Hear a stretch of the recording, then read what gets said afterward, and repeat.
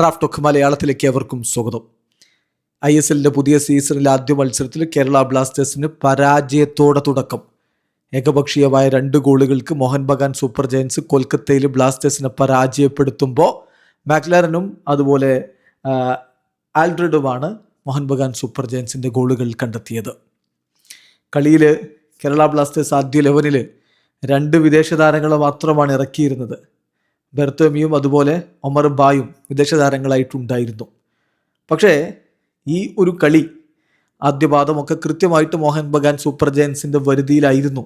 കളിയുടെ 36-ാമത്തെ മിനിറ്റിലാണ് അവർ ആദ്യ ഗോൾ കണ്ടെത്തുന്നത്.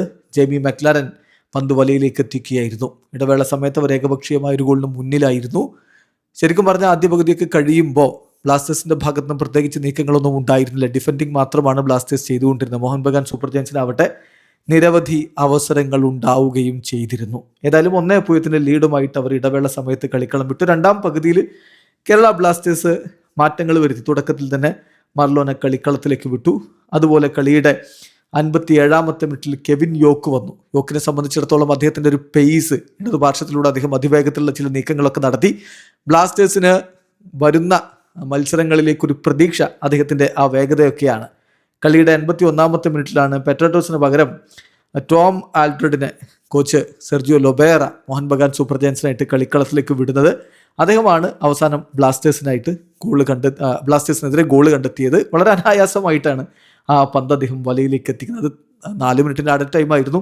അതും കഴിഞ്ഞ് കളി മുന്നോട്ട് പോകവേ ടോം ആൽഡ്രിഡിലൂടെ 2-0 എന്ന ഒരു കംഫർട്ടബിൾ ലീഡിലേക്ക് മോഹൻ ബഗാൻ സൂപ്പർ ജയൻസ് പോവുകയായിരുന്നു. 2-0 വിജയം. അതേസമയം ബ്ലാസ്റ്റേഴ്സിനെ സംബന്ധിച്ചിടത്തോളം ഡിഫെൻഡിങ് കളിയുടെ പ്രധാന ഭാഗത്തൊക്കെ നന്നായിട്ട് ചെയ്തു എന്ന് പറഞ്ഞാൽ പോലും ചില വീഴ്ചകളും ഉണ്ടായി.